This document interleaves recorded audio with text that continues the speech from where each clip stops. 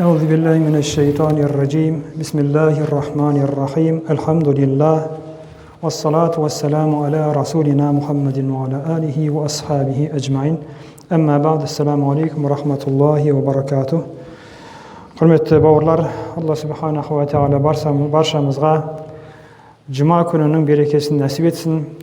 Allah subhanahu wa ta'ala barşamızın meşte qarай basқан qadamlarımızda құтты қылсын, qadamlarımızga kechirimlerden nasip etsin, qadamlarımızga savaplardan nasip etsin, qadamlarımızga Allah Taala өзінің biik derecelerine nasip etsin. İnşallah bugün para беру және жемқорлықтың зардабы деген өте маңызды тақырыпта өткелі отырмыз. Бұл өзі бүгінгі күннің дерті болған өте қиын мәселе.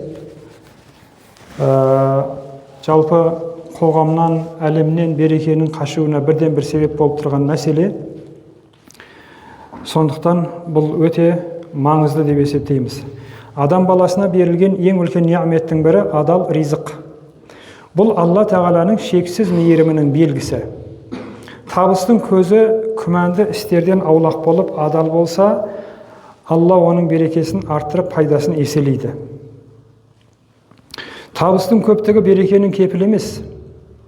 Көп табыс адамға шынайы тыныштық пен қуаныш алып келмеуі мүмкін. Ал адал еңбек пен таза ниет болса, тіпті аз ғана қаражатта жанға жайлы өмірге мән береді. Күдікпен келген мал-мүлік жүректі ауыртып уайымға салуы мүмкін. Береке Алланың ерекше сыйы, көзге көрінбейтін, бірақ жүрекпен сезілетін ni'мет. Ол ақшамен сатып алынбайды, тек адал табысқа ғана қонады. Яғни адал табыспенен күн көрген уақытта ғана бұл адамда пайда болатын тыныштық және қазақ айтатын жақсы сөз бар, қанағат деген сөз. Қанағат қарын тойдырар, қанағатсыздық астыңдағы жалғыз атыңды сойдырар деген қазақтан жақсы сөз қалған. Сол қанағат деген нәрсе қай уақытта пайда болады? Егер адамның тапқан дүние мүлкі адалменен келіп кірген болса, және сол адалдан өзінің денесін, өзінің отбасын, бала-шағасын өсірген болса, сол адамның жүрегіне тыныштық кіреді, сол адамның отбасына береке кіреді. Ал енді адамға Алла Тағала көп табысты нәсіп етуі мүмкін, бірақ ол адалдан кірмей жатқан болса, оның біріншіден берекесі болмайды. Яғни не деген сөз? Ол жетпейді. Қаншама дүниені тапқанда жетпейді. Бұны көзімізбен көріп отырмыз қазір. Әлемнің байлығының жартысын қалтасына салғандар әлі де тойдым деп айтқан жоқ. Демек тойған жоқ ол да. Адам тойғанда тойдым дейді ғой. Ол тойдым деп айтпаса, демек тойған жоқ. Ол неге тоймай жатыр? Қанағатсыздықтан. Тапқан нәпақаның арам жолмен келгенінің себебі.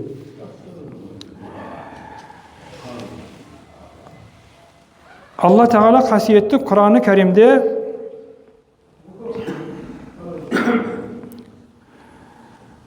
егер әлгі елді мекендердің халқы иман келтіргенде әрі Аллаға қарсы келуден сақтанып оны паналағанда, әлбетте біз олар үшін көк пен жердің берекет қақпаларын айқара ашып оларды жарылқайтын едік деген аят келтіреді А'раф сүресінде.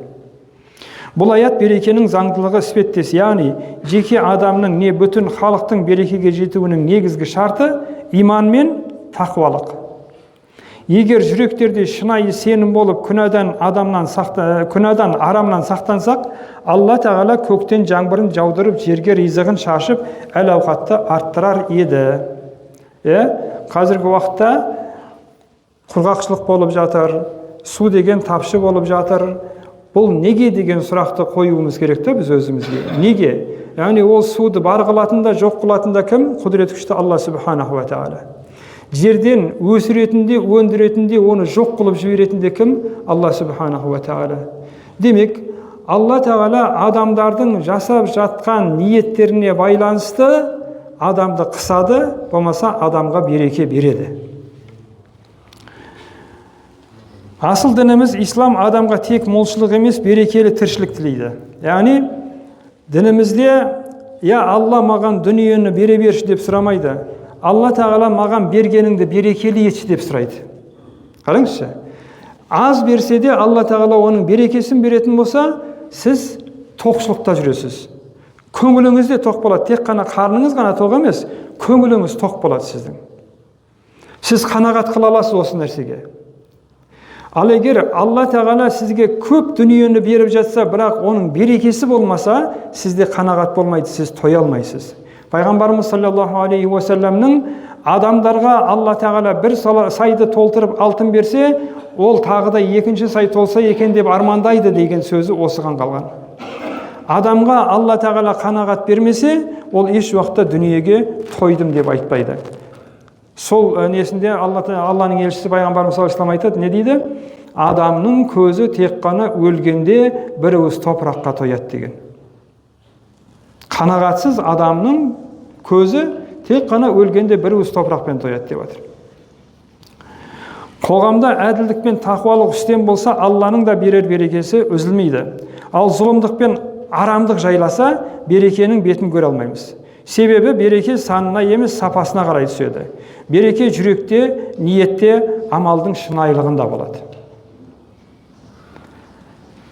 Енді осы берекені алатын нәрселер не деген уақытта бірінші кезекте жемқорлық деп айта аламыз. Әділеттіліктің жауы жемқорлық. Жемқорлық болған жерде не болмайды? Әділеттілік болмайды. Өйткені сол әділеттілікті шығаратын қазылардың өздері не қылады? Жемқорлыққа салынады да әділетсіз шешімдер шығара бастайды.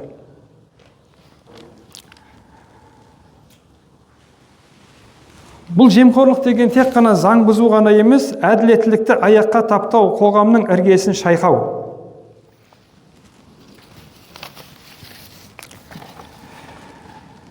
Арам жолмен алынған дүние ешқашан береке әкелмейді.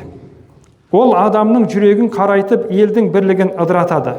Алла тағала қасиетті Құраны кәрімде бір-біріңнің мал мүліктеріңді ұрлау, тонау, алдап арбау, қиянат жасау, өсім белгілеу және құмар ойын секілді арам жолдармен жемеңдер, сондай-ақ өздеріңе тиесілі болмаған дүниені алу әрі ел жұрттың дүниесінің бір парасын біліп тұрып күнәлі жолдармен жеу үшін пара ретінде басшылыққа беруші болмаңдар деген аятты Бақара сүресінің 188 аятында келтіріп жатыр.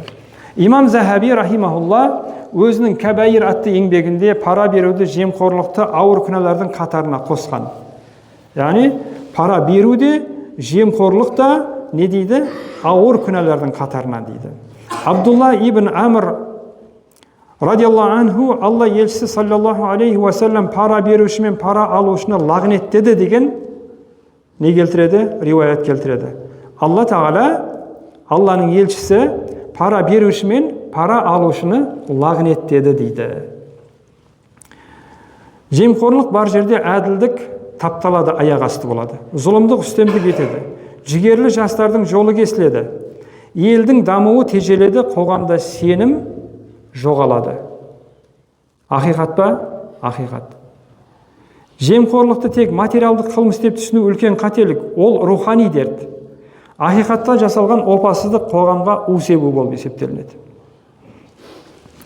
Бүгінгі күні бір адам пара алып, біреудің ақысын жеген болса, ертең ол өз баласының, өз ұрпағының несібесіне балта шапқан болады.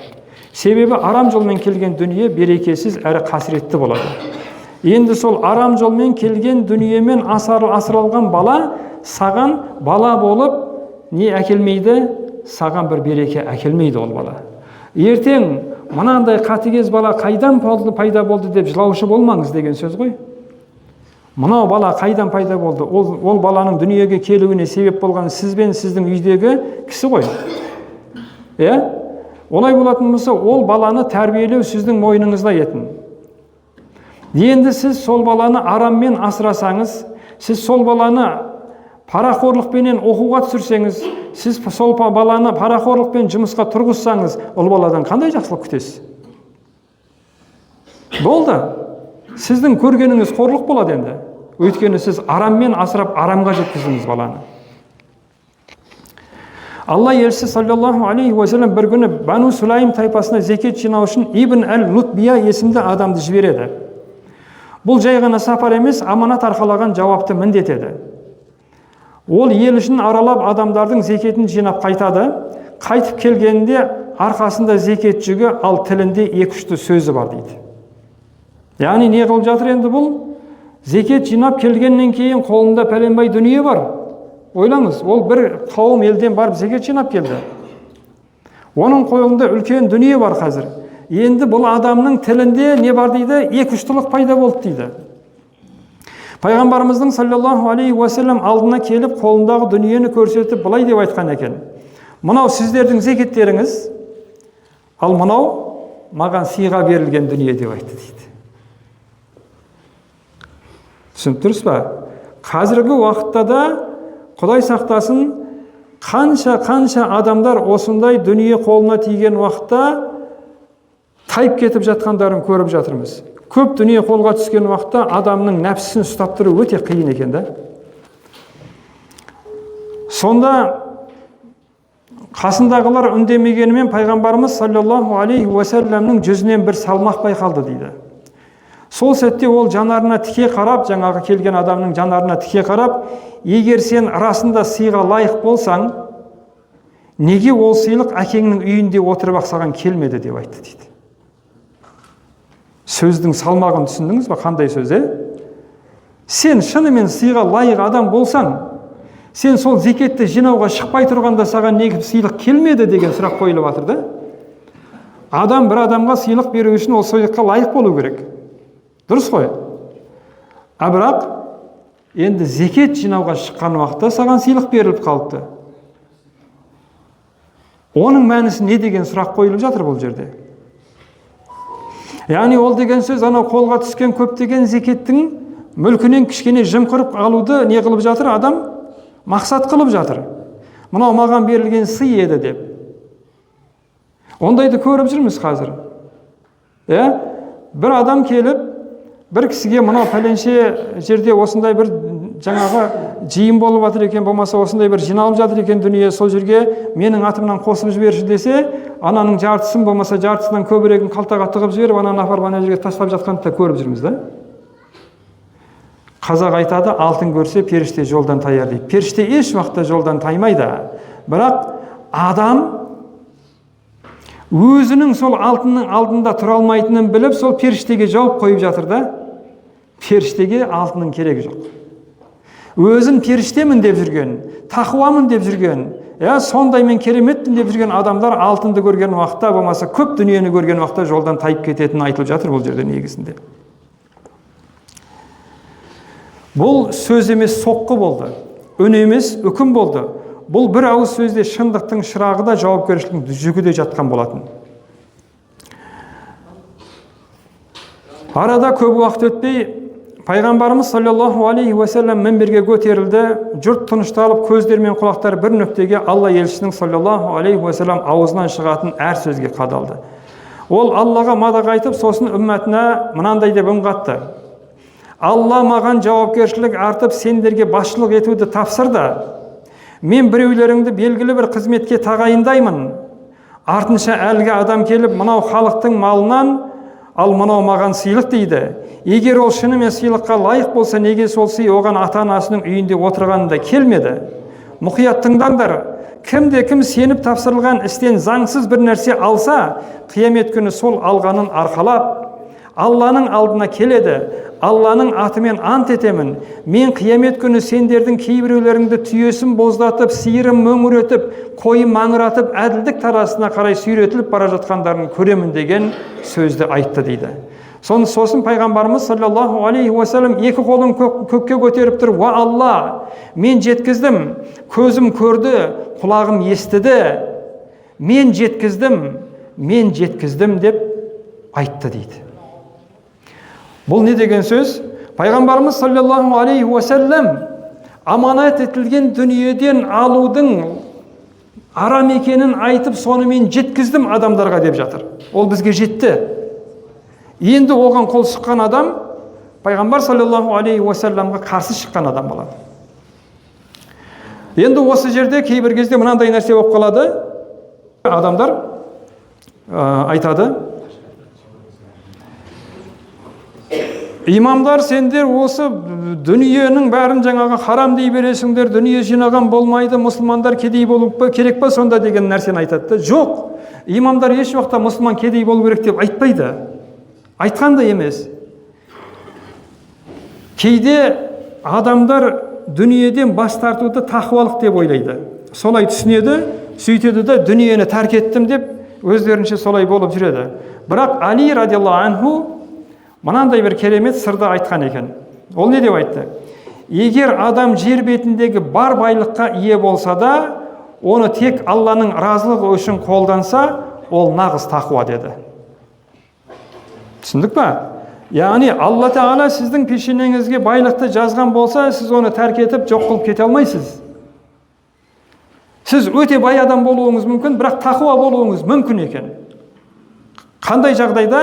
Сол Алланың берген көптеген мол дүниесін Алланың жолында жұмсай білсеңіз. Және айтады, бүкіл дүниені тәрк етсе де, оның мақсаты Алланың разылығы болмаса, онда ол тақуаға жатпайды дейді. Қандай бір сіңірі шыққан кедей болса да, оның кедейлігі тақуалықтың белгісі емес деп жатыр. Ол сол кедей болып жүрген кезде Алланың разылығы үшін кедей болып жүрмесе, ол не емес? Тақуа емес. Яғни мәселе дүниеде емес екен. Жүректегі ниетте.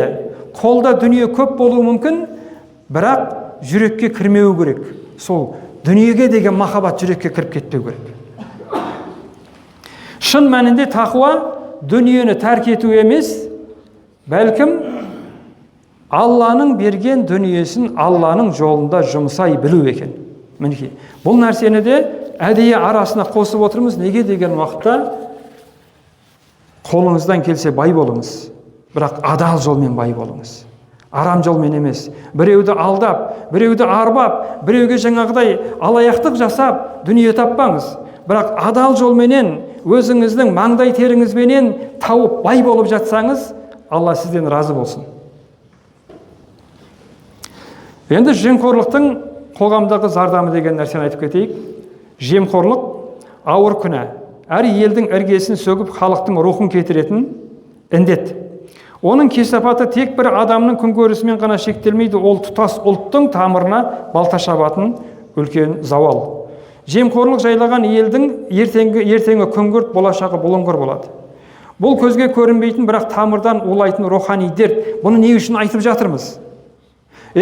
Бұл анау жоғарыдан келіп біреу түзетіп беретін тірлік емес ағайын. Бұл сол үшін айтылып отыр. Сіз бар, біз бар, бәріміз жабылып тұрып істейтін тірлік бұл.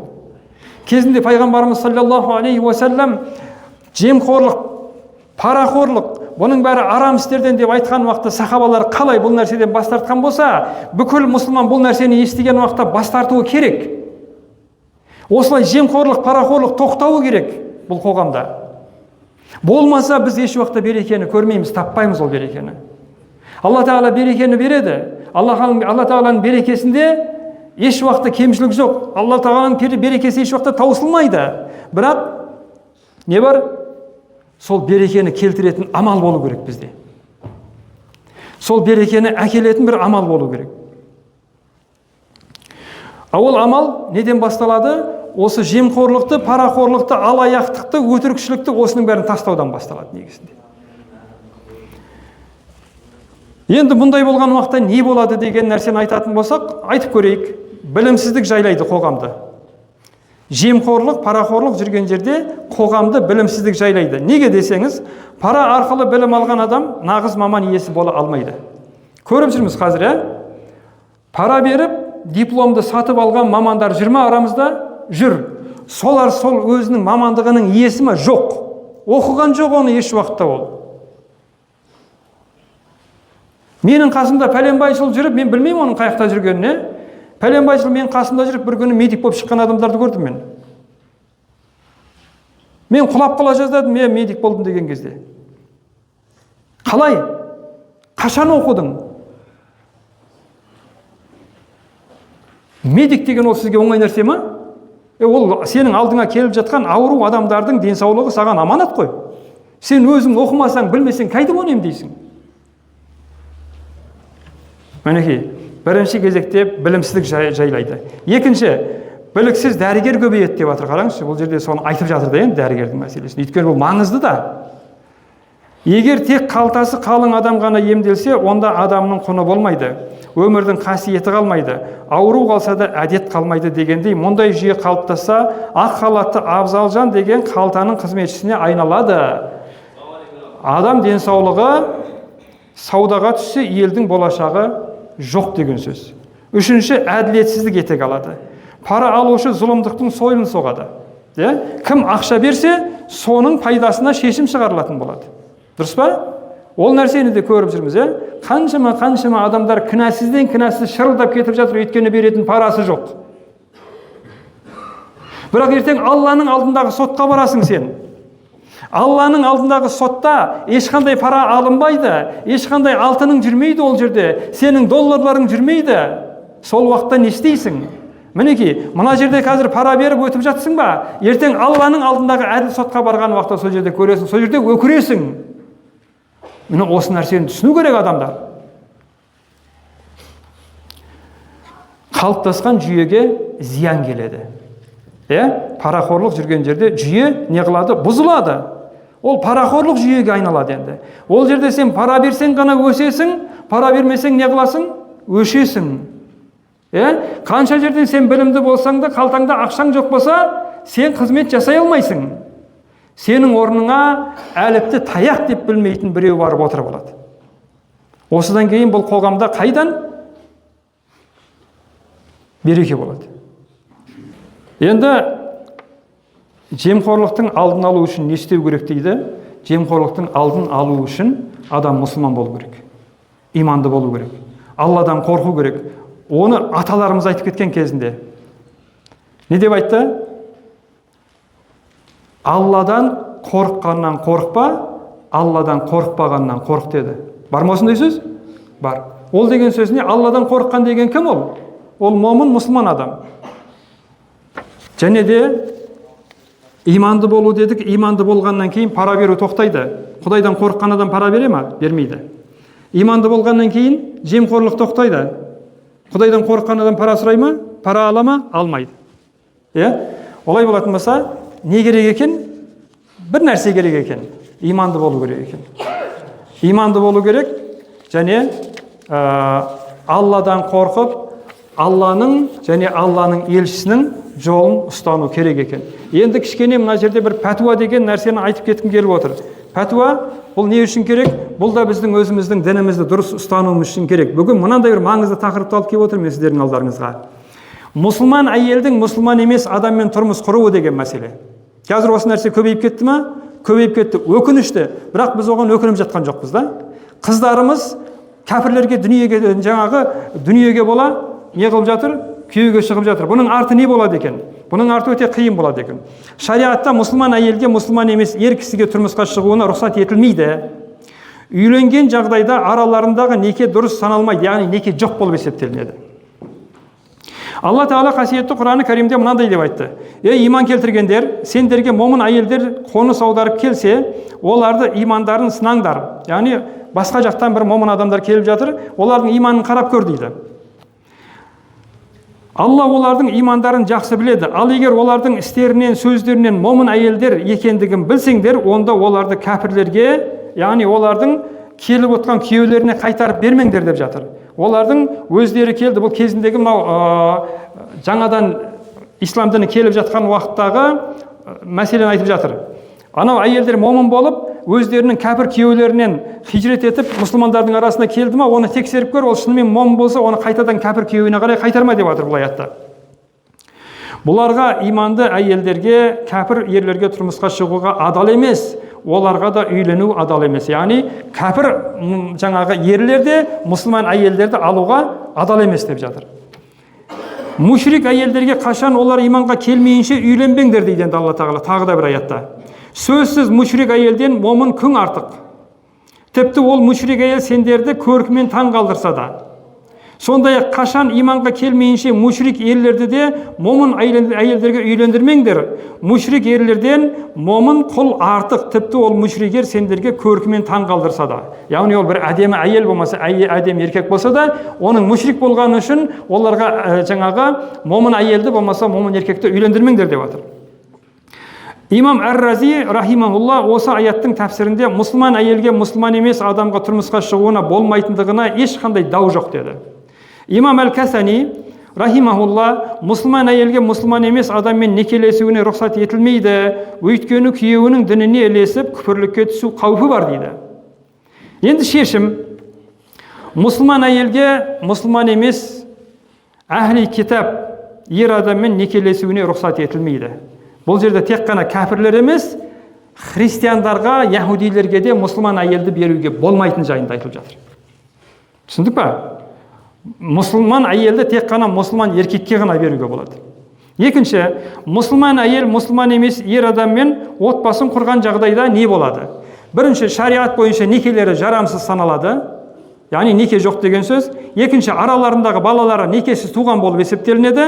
Үшінші, үйленуді халал дейтін болса, сол жерде бір адам, ол не болады? Діннен шығады. Мұсылман емес ермен мұсылман әйелдің үйленуі халал дейтін болса, оны айтқан адам діннен шығады, яғни кәпір болады. Одан кейін, харам екенін біліп тұрып тұрмысқа шықса, бір мұсылман әйел күйеуі кәпір, болмаса жаңағы әхли китап иесі, соған күйеуге шығу дұрыс емес екенін біліп тұрып күйеуге шығатын болса, не болады дейді? Ол үлкен күнә арқалаған болады. Бір-біріне мұрагер бола алмайды. Мұсылман емеске күйеуге шыққан әйел мен еркек бір-біріне мұрагер бола алмайды. Мінекей құрметті жамағат, бұл нәрсені біз жақсы біліп жүруіміз керек. Вахиру дa'wana анил хамдулиллахи rabbil alamin ва салату ва саламу аля расулина Мухаммадин ва аля алихи ва асхабихи аджмаин би рахматики я архамар рахимин.